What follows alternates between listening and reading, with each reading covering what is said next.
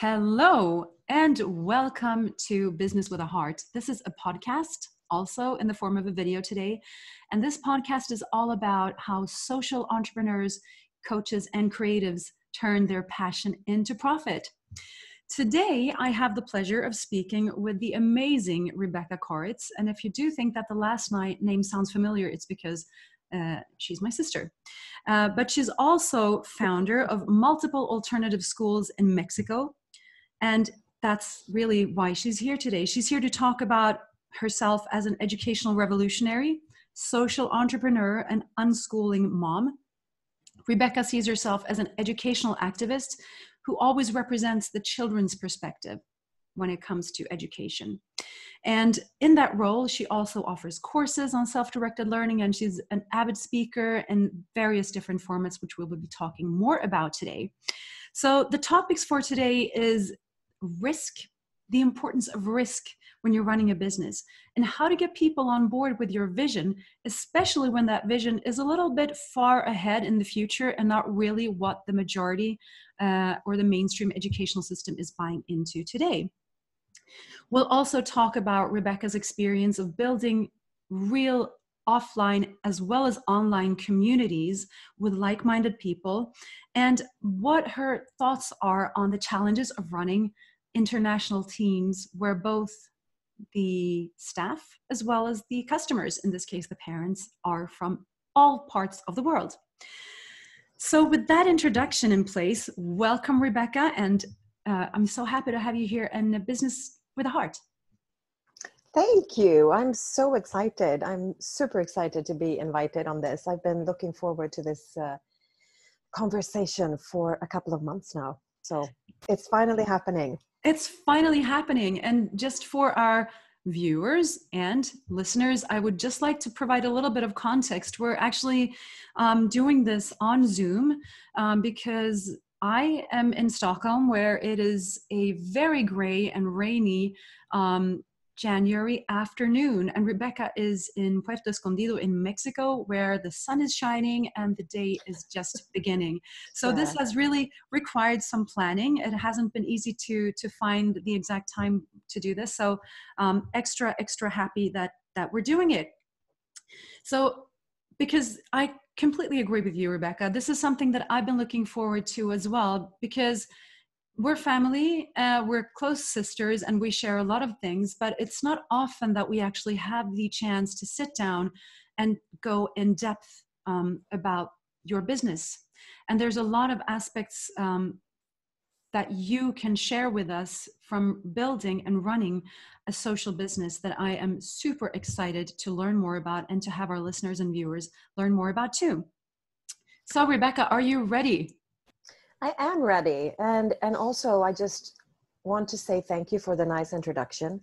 And it's interesting, you know, when you do what I'm doing, I feel like I'm a little bit of a nerd when it comes to education and kids.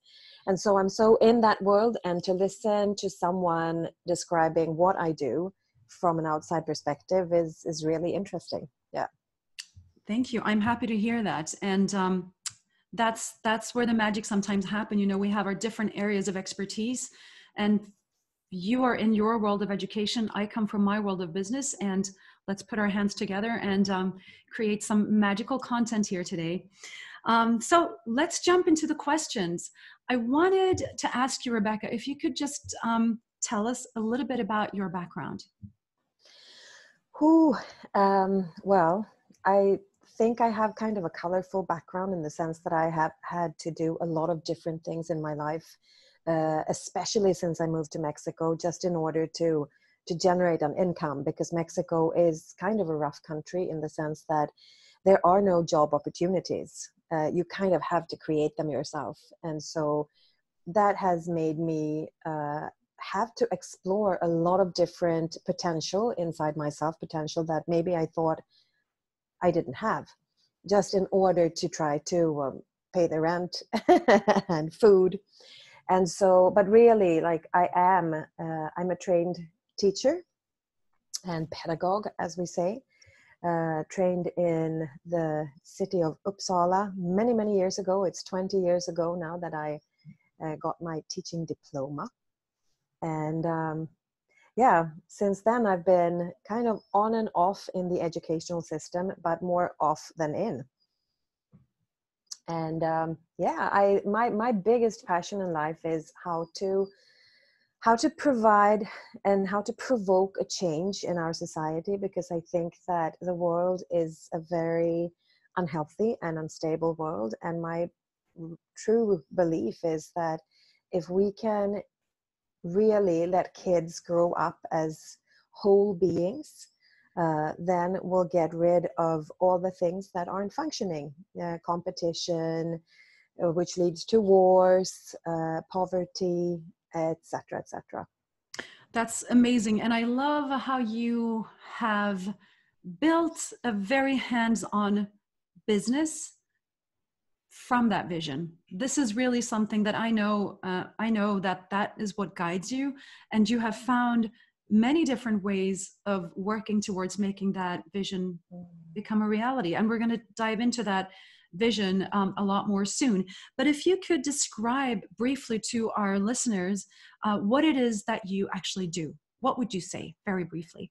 Oh, well, right now I am mostly producing a lot of contents in Spanish and Swedish about how kids really learn, the natural way of learning, which is not what happens in a classroom. So I produce a lot of materials, both articles and videos, in order to support families that have decided to unschool their children or let them experience self-directed education. Also in Spanish, I do produce a lot of materials on how to raise your kids in a peaceful way, what we would call peaceful parenting in English. Mm-hmm. So that's mainly what I do, including giving a lot of workshops online, but also in different places of the world. I've been traveling now in a really crazy way these last 3 years, all the way over Mexico, but also down to Ecuador and Brazil, also Sweden, and just creating workshops that I have been working with a team, but I'm also working a lot on my own, creating workshops that are thought-provoking with different dynamics that just make people reflect a lot more, so that it's experiential. Oh, I know that cat. I'm sorry. This is my colleague. She just jumped off my lap. I'm gonna have to let her go. Sorry. If somebody was wondering what that tail thing was, yes. Please So I'm really focused on creating workshops that will provoke a change in the people that take them. Mm-hmm. So that stuff happens through the kind of reflections, through the format, because when you experience something, that's when you really learn. So I'm not interested in, like PowerPoints and just blah, blah, being a talking head. I really want my public to have hands-on experience in how things can be different. Super interesting. And maybe I would just like spend a minute on highlighting sort of, if I could give my perspective on your journey. It's like going from the traditional school system in Sweden, coming to Mexico, like you said, also for a while being part of the traditional school system there. Then actually establishing alternative educational centers or schools. I'm not sure how you would like to call them. And then from that, which we will talk more about, from that actually moving on to wanting to spread the world and giving your tools to parents so that you can create a change on a larger scale. Would that be sort of a correct way to describe it? I would say it's a very correct way. And when you ask me what I do right now, well, since I just very recently let go of the direction of my latest educational project, I didn't mention it knowing that we would obviously talk about it anyway, because it's been over a decade of creating and running alternative schools. Right. So alternative schools. And I think that, could you share with us why you chose that path? How come you chose the path of alternative education? What triggered you? I think there were two things. The first one is that, as you mentioned, yes, I did go to the conventional school system in Sweden, but the first 6 years, actually more than that if I include kindergarten, so from age 4 to 12, we were actually in a very alternative system in Sweden, which was the Montessori system. So when I left that and started what is secondary school, I had like the big shock of my life. I was like, school to me was fun until I started secondary school. And I said to myself, what is going on? Why is it so boring? Why is it so limiting? And that I was 12 and a half, and I was projected into this thought process where I started questioning everything. And I haven't stopped. So I've been doing that for a long, long time. And that is also why I decided to train as a teacher, in order to be able to make a change in the classroom. But I couldn't just do that. I tried to change the school. I started trying to change the system. And it was impossible. It was really impossible. And so I felt I was burnt out. I had to leave my job. And I thought I would never, ever go back to school again. And instead, I did this. And that is the second thing. My son was born in 2005. And I remember so clearly when he was 3 months old, and I was holding him and I was looking into his dark, dark eyes. And I was like, no, what am I going to do now? I live in Mexico. I could never imagine putting him in an ordinary Mexican school, ever. Public school, no way. Private school, same crap, basically. And that pushed me into actually co-founding the first alternative in 2009. That's amazing. It's amazing that you were in that position with, both the need and the possibility to create something from scratch, really, because this is something that I think there is a big discussion going on. It's just that it's not always so public. And it's just an interesting reflection that different societies work in different ways. And being in Mexico, you were actually able to do this. Yeah, I could never have done it in Sweden, for instance. Right, because we have different regulation and different legal, Yeah, and I had this. I remember so clearly. I had read a book years before, and I remember this sentence. It said, "If it's not there, put it there," and that was resonating in my head all the time. If it's not there, put it there. Okay, so I have to be responsible for this. I have to do this because it's not there. So I need to put it there. Right. So let's dig a little bit deeper into your vision. Let's imagine that we're in the future and the world has embraced your vision. What would that world look like to you? Wow, that world is a world where people do things out of inner motivation. It's a world where there is really no competition, but rather a lot of compassion and a lot of mutual support. It's a world where we look at ourselves and we know ourselves so well that we don't project too much of our crap onto other people, but we actually solve things using a different kind of communication, a lot of empathy. And it is a world that is thriving because we are thriving as individuals. We can really be who we are. Very few people today know who they are because they were formed by a school system that clipped their wings at a very early age. But this is another world where people are actually blooming and thriving. And so that leads to this no competition, because there's no need to compete when you are safe and you feel secure and you have a really solid self-esteem. And so, of course, that takes away wars, it takes away, climate crisis, it takes away all of those things. So could you just illustrate, I just think it would be helpful for our listeners to know a little bit about this thing that you're talking about. It's alternative education. We talk about self-directed learning.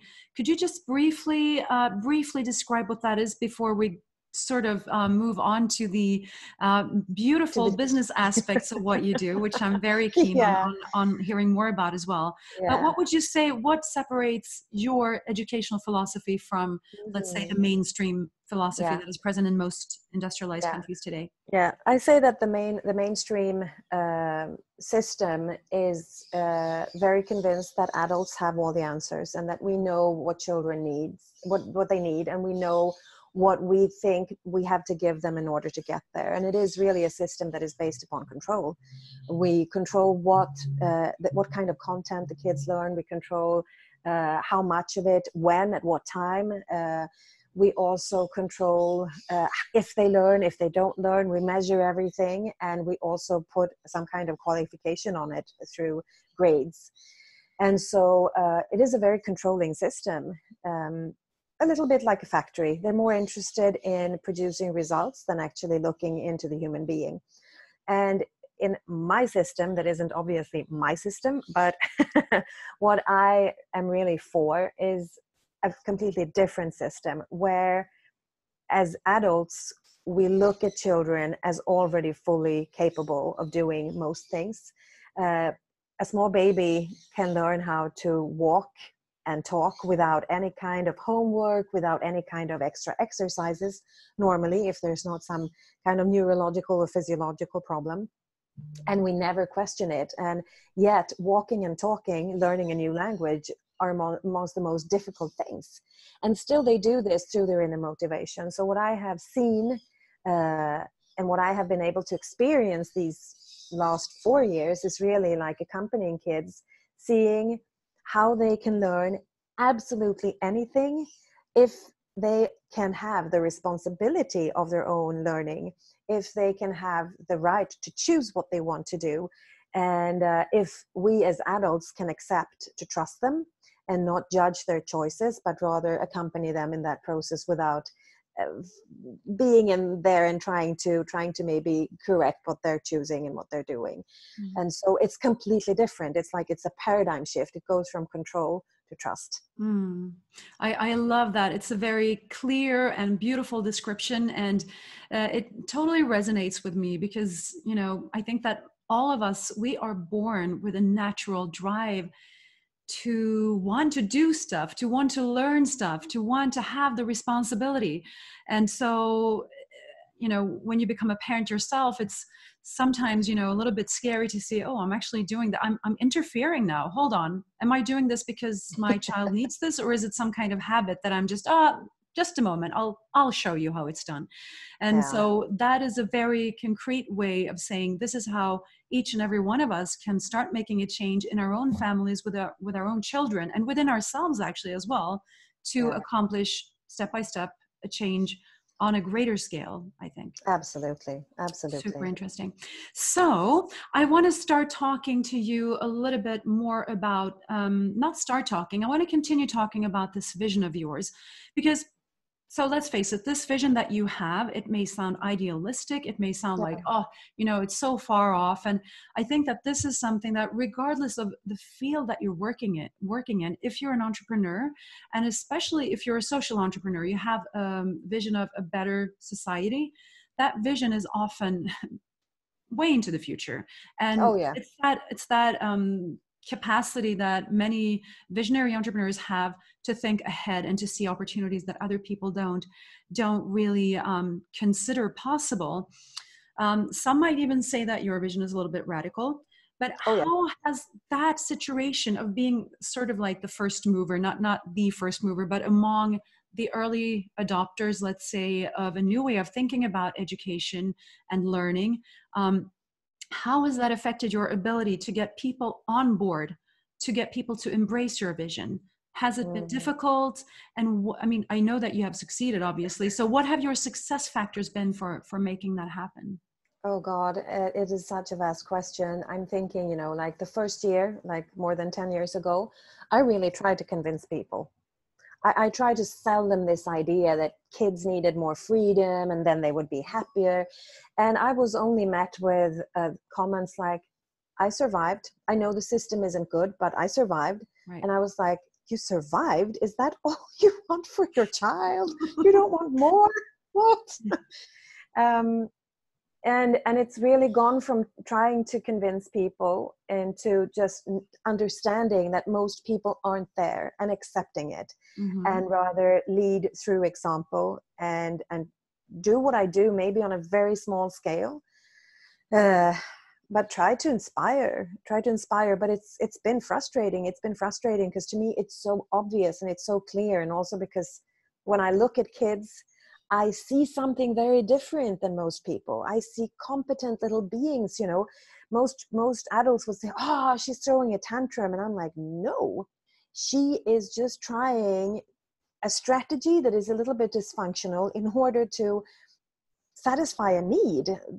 This kid has something different, and I can see that. I'm like, this kid wants to make her own decision, or this kid needs to do this and that. It's like, and most adults, we just don't see it, and we don't remember what it looks like. And so it's been really hard to get my visions through, and I just let go of that idea. Like, I'm not a missionary in any way. I write and I do what I do. I do my videos for the people who are already convinced, or for the people who are like on the verge of. And then I think that the example speaks for itself. So for instance, with my son, now he is a teenager, and walking around with him, and he's like embracing me or holding me, and like holding hands or giving me a kiss in public. Like, teens normally don't do that. Normally everyone says that, teens are horribly difficult to deal with, and they're not. Once you've given them that kind of respect, you respect them as human beings, as people, because kids are people too. You get another response. And I know that when people see me with my son, they're like, what are they doing differently? And so I'm just trying to walk the talk, I guess. Yeah. Not saying that I'm perfect, not saying that I always succeed, but it's really important for me to be congruent. Yeah. And what I'm hearing as well is, I mean, you're talking about congruency and walking the talk, but also I love this idea of not being a missionary, because I think that the viable thing to do in any business is just that. You have your vision, you believe in it, and what you want to do is to find that small target market, the ideal client, singular, the person who you can really help and who really sees you and identifies with you. Yeah. And you can work together like that. So I personally am a firm believer in exactly that we have to believe that what we have to share, there's an audience for that, and not panic about, we don't have, 10,000 likes on Facebook or whatever our goal might be for measuring success and onboarding with a vision. Yeah. And it's hard. I mean, you have to really, really understand that what you're doing is important, and that the most important thing is that as long as you're congruent, then you will attract the right people. They will come to you. Exactly. It's being congruent and being very clear in your messages. I think there's a lot of really interesting. I could talk more about that, but I'm going to move on. I want to talk about how you have created a community around what you do, because you have really managed to create communities both offline and online. And those communities consist of parents who believe in your vision of self-directed learning, but also of colleagues in your various professional networks across the globe. So how important has that community building been for the growth of your projects and what you do? Oh my God, that is a really interesting question, because I was never aware of the fact that I was building a community. It wasn't like, I'm now going to build a community. Yeah. I'm going to focus on 1 and then 2 and then no. I think it's been a lot about reaching out, simply because I felt extremely lonely in the process. It's been hard. It's been hard to not be understood. So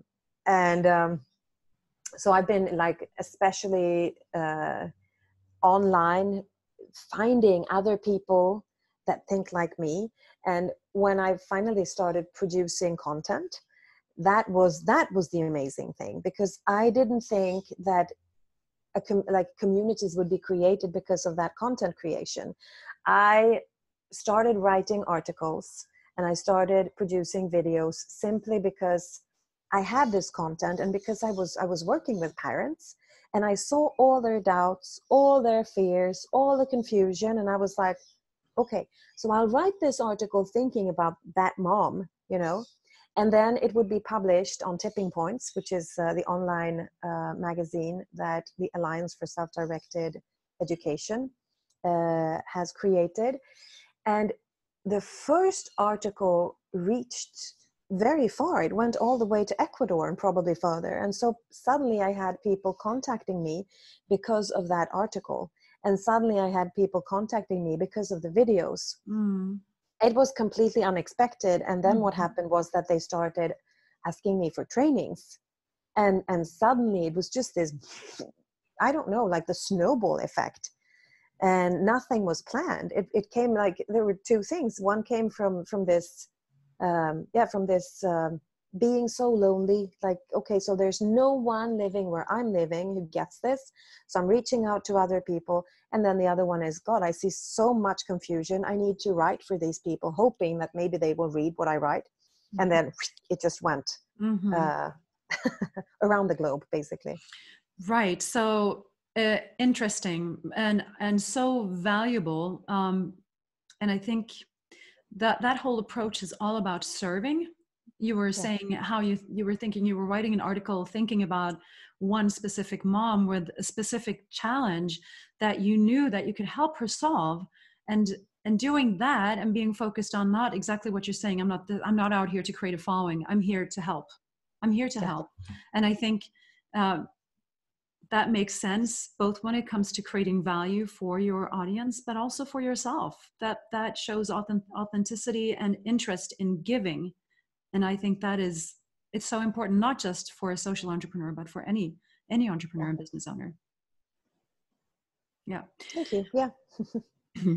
So I know that communication, like you're saying, you have been producing content, and I know that communication is a big part of your business. You're very active on social media, in podcasts, webinars, but also in, should I say, real life conferences or IRL? I don't know what the term is, but offline conferences, not online.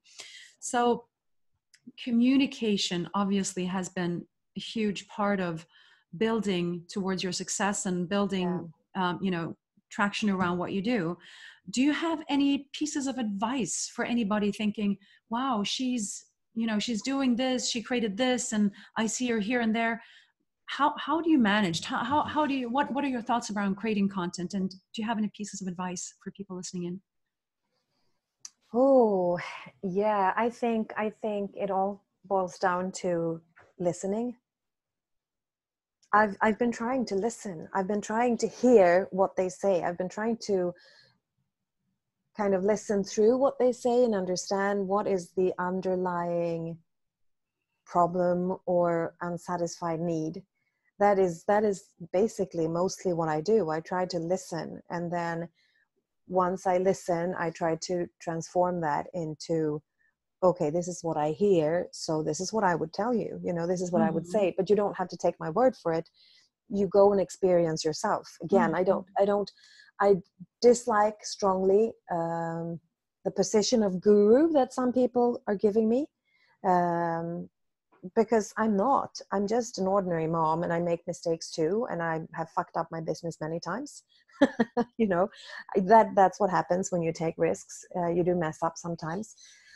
So I don't like when they put me there like an expert, because then it feels like as if I have to be perfect and that I can't make mistakes. But I also make mistakes. And so I try to just listen and try to figure out what it is that they need, and then respond from my experience.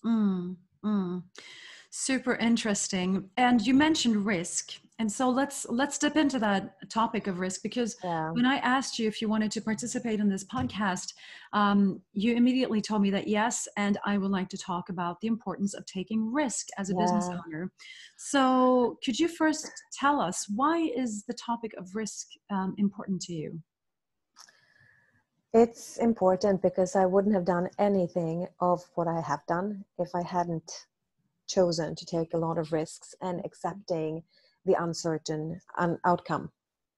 I would never have been where I am today if I wouldn't have traveled all the way to Mexico, for instance. Mm-hmm. And all the things that followed have to do with risk taking and being okay with not knowing how it's going to go, being okay with like holding the space of like, okay, I'm trusting, I'm trying to trust here that everything is going to sort itself out without having any guarantee.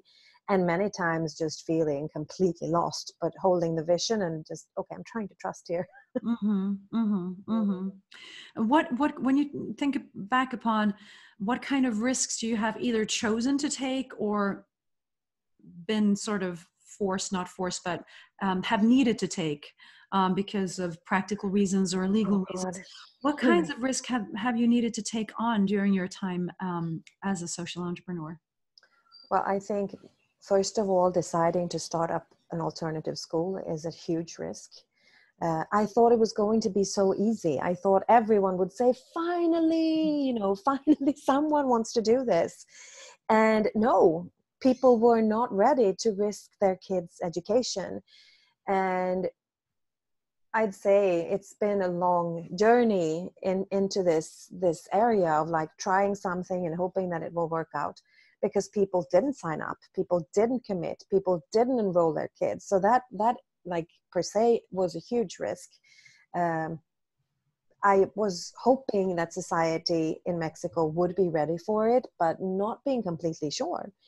Then obviously the area of creating an alternative school is also risky in the sense that you are saying that you're offering this kind of education to these children, and how can you be sure that what you're going to offer is actually going to work out? How can you be sure that what you're going to do is going to be better than what already exists? Mm-hmm. So it's the situation where you know what you have, but you don't know what you're going to get. Is that what you mean? Absolutely, yeah. Plus, like being responsible for other people's children is a huge risk. Yep.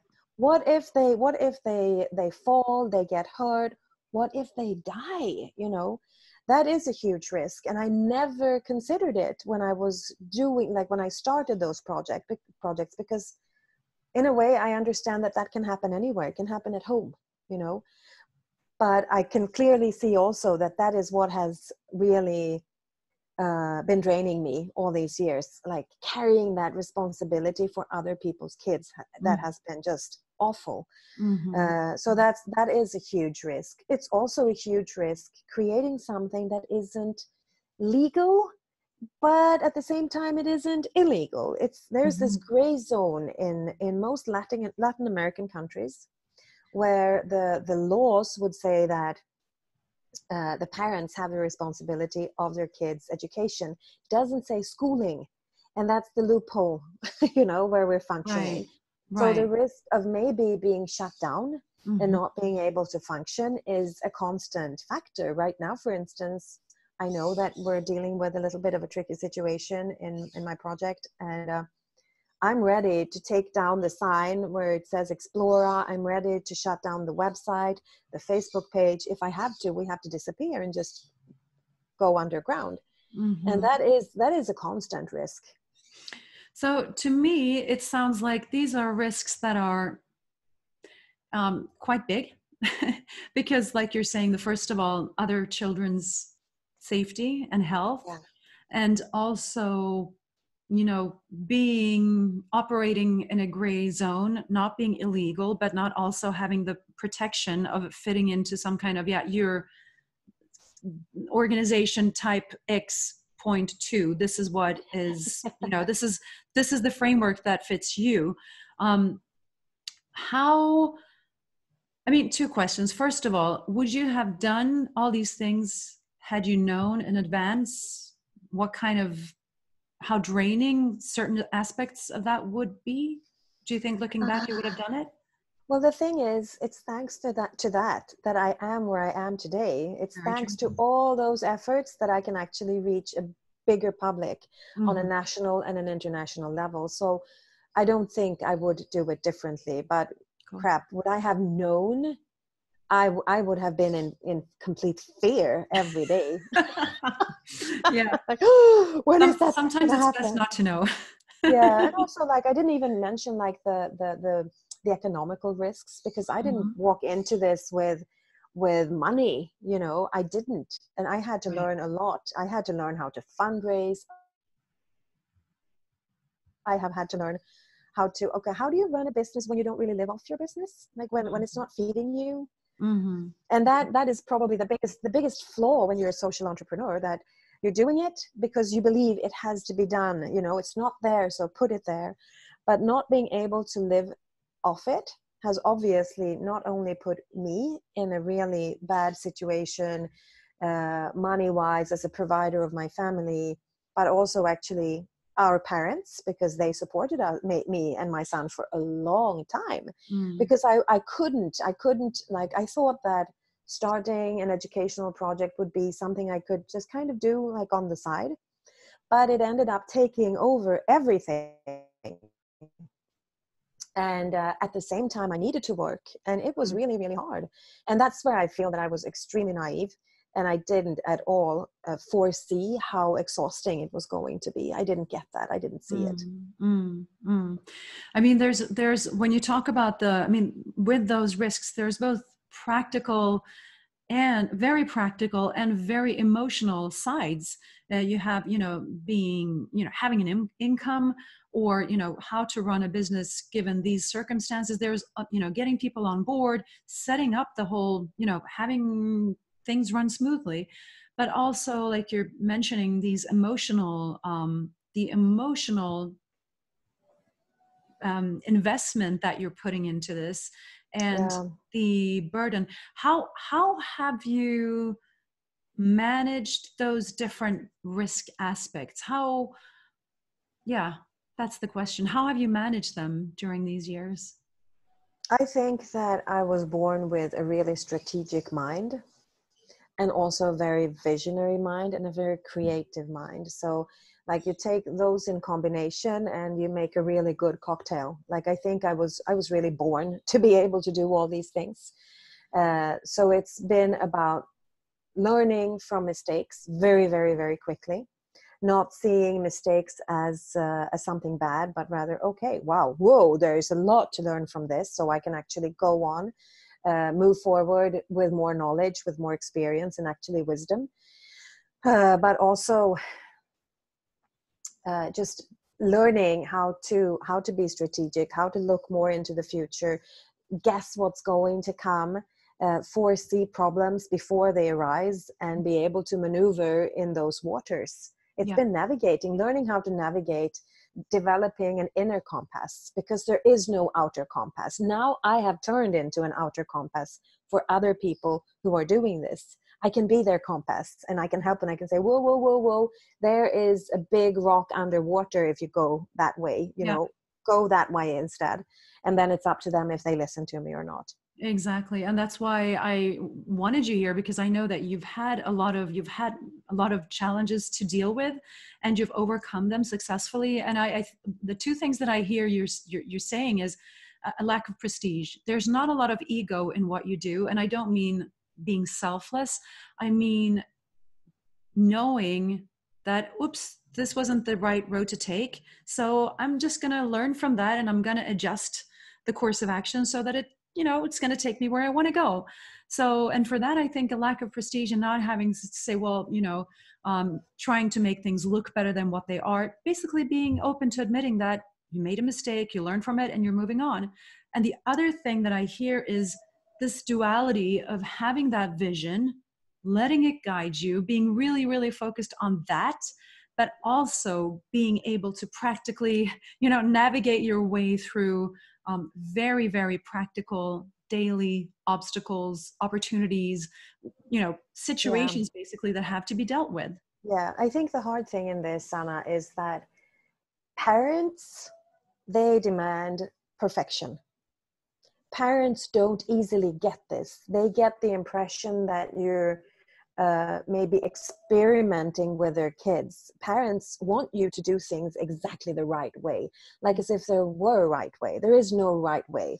There are more adequate ways. There are more functional ways. But I think that has been the hardest, like to be exposed to so much fear from my target group.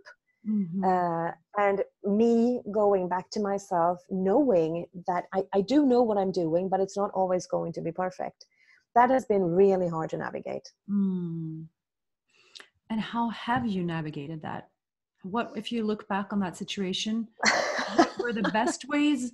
And are there things that you today can, now that you have stepped out of this, day-to-day activity in your projects, are there things that you think, oh, well, I could have done this instead, or, Yeah, I've been thinking a lot about it, and I don't think I'm done recapitulating yet. Yeah. I'm basically thinking about this all the time.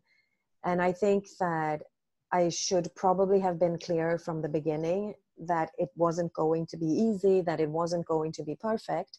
And also expressing that I understand their need for safety and security, but it's not up to me to provide that. They need to work on that. They need to look at their fears, and they need to work through their fears. And if I could have, what I would have done would have been inviting all the parents and say, I know you have fears. I see them. I hear them. You come to me with them. Why don't you create a group with parents where you can talk about these fears, and where you can maybe watch a video or watch a film or read an article and talk, and like basically give them back the responsibility of them handling with their emotions, instead of just accepting that I am the projection for all of their fears. Do you think that challenge has to do, is that symptomatic of a system that you're trying to fix? Yeah. Oh, yeah, I mean, absolutely. This is what we're textbook. talking, yeah. Sorry, Yeah. go ahead. Yeah, no, what we're talking about is a very pyramidal system. Right. Society is pyramidal. And so these parents, they come to me and they are also pyramidal. They want the headmaster, they want the director to solve everything. And they are not in a position where they're actually ready to take responsibility of their own stuff. They want a blankie. They want like a nana, a mommy to hold on to. And I am done being the blankie. It's interesting. And I wonder if that's, I mean, that could be a huge learning experience and a huge eye-opener.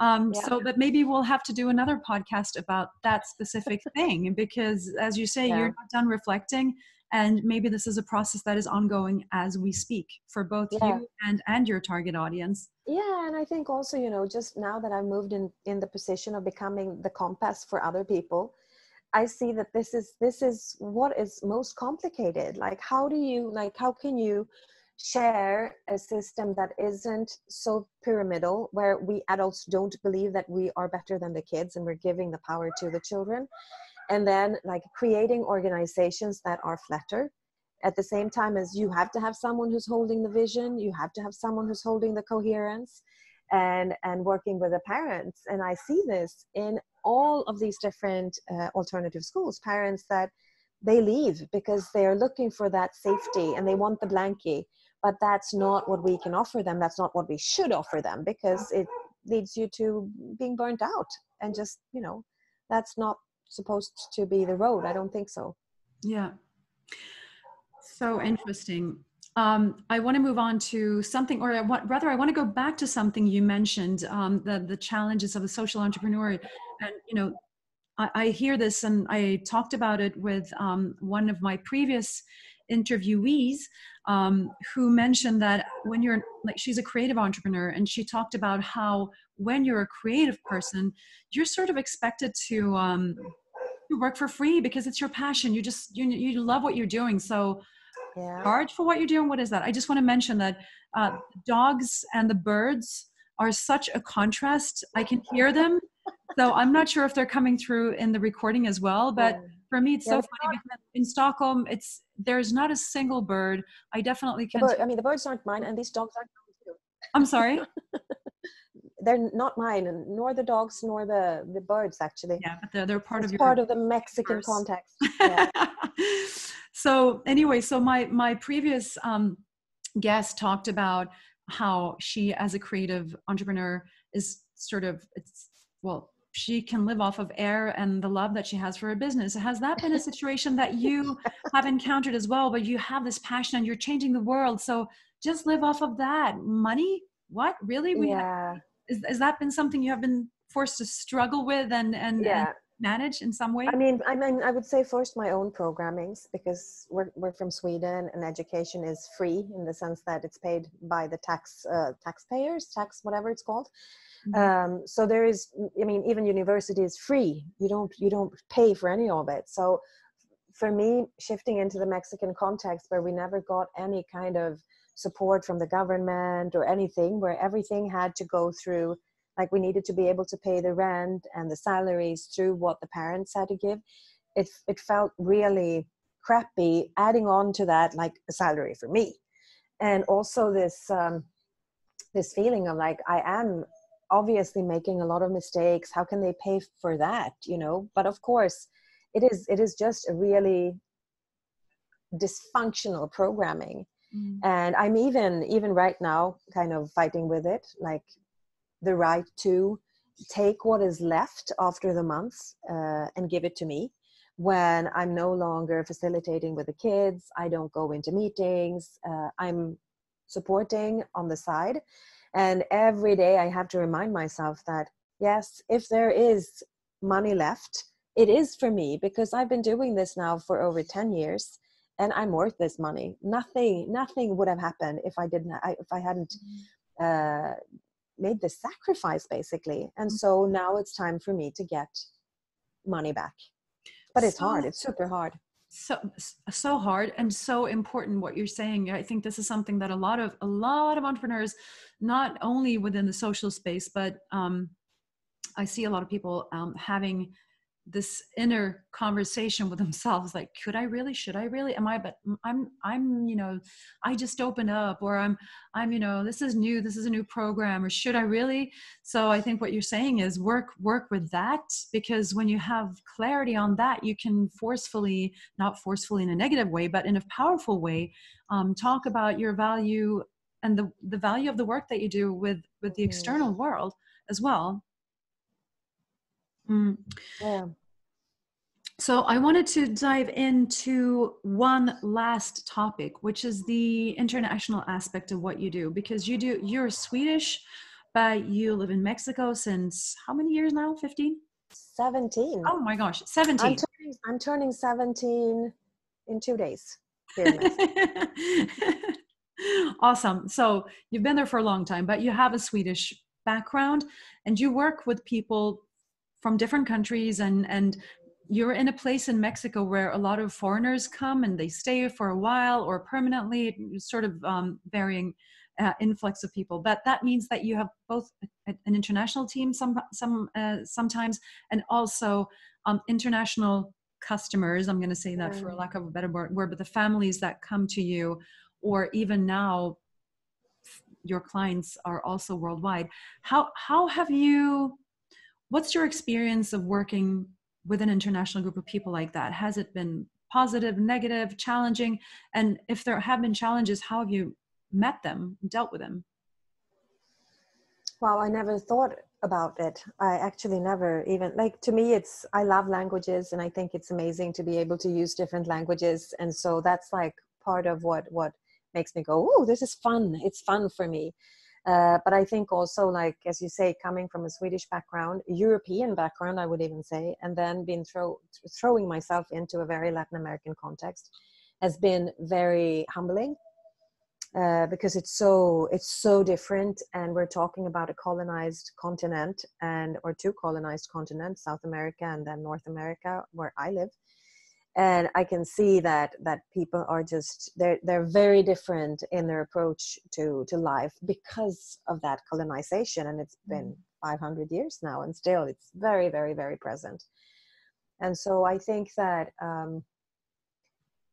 having an open mind and a little bit of a humble mind, maybe not thinking that I'm so cool because I come from Europe, because that's how they see me sometimes.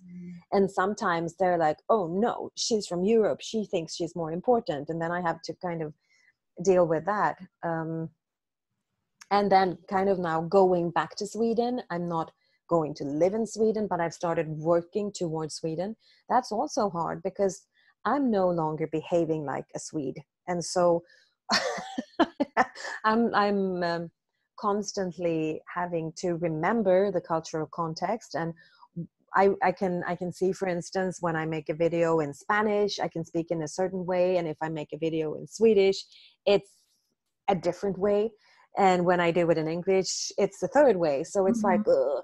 And I've been trying to avoid content creating in several languages because it is very time consuming. But I also realized that, yeah, like I'm not going to write in English, but making videos in English is also important every now and then.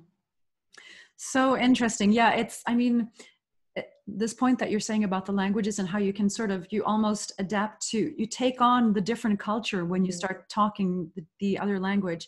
And I can completely relate to the importance of going into a new cultural context with humility, because you're no longer probably seen as a guest where you are. But when we do go to another country and when we start up something or take a business to another country, having that sort of openness and not coming there with like it's so easy to think that, you know, there's a right way and a wrong way. But it's really true what they say. It might sound cliche, but it's different ways, and we need to be very open to say what is this, and how can I function here in a way that works? Yeah, absolutely. And it's hard. I mean, I'm thinking about Sweden as being the most secular country on earth, and then coming to a very Catholic environment. Only that, like religiously wise, has been an eye opener, because as a Swede, you know that God doesn't exist.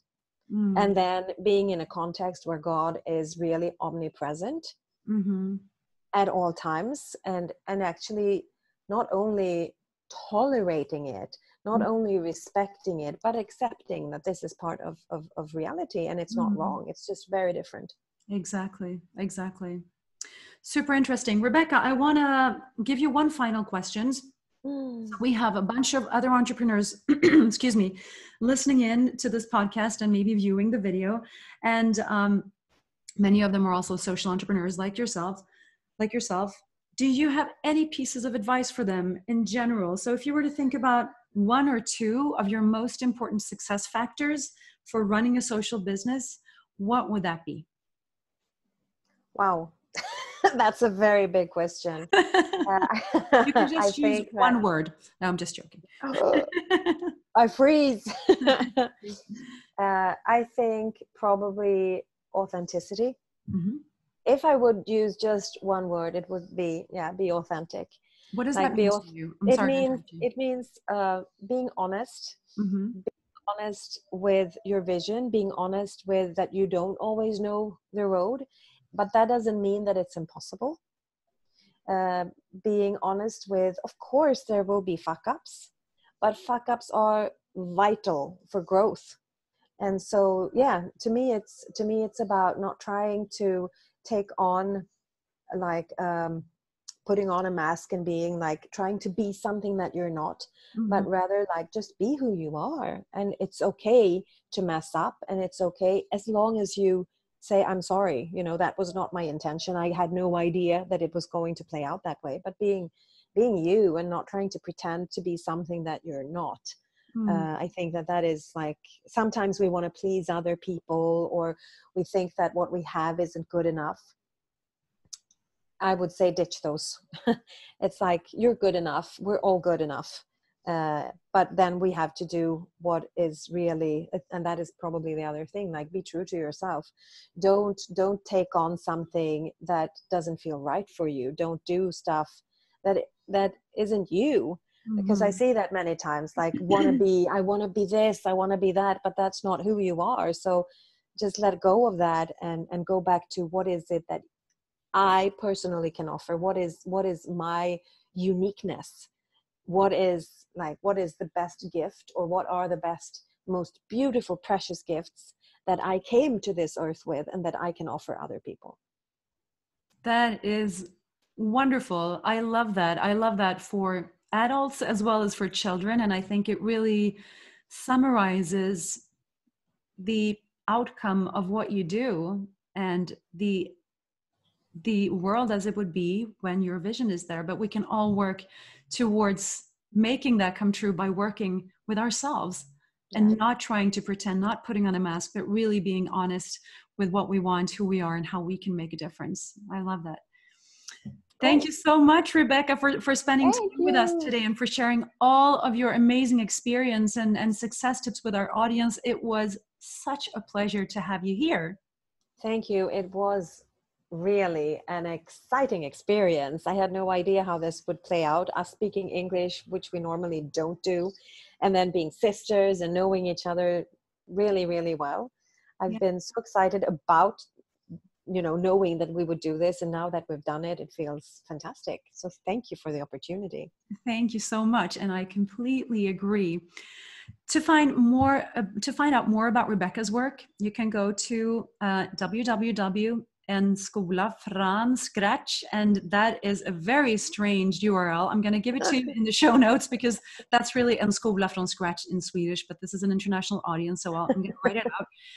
And you can also connect with Rebecka on Facebook, Instagram, LinkedIn, and follow her podcast, which is in Swedish, I think. Yes, it is. Yeah. And I will be providing the links to all of those amazing channels for her amazing content in the show notes.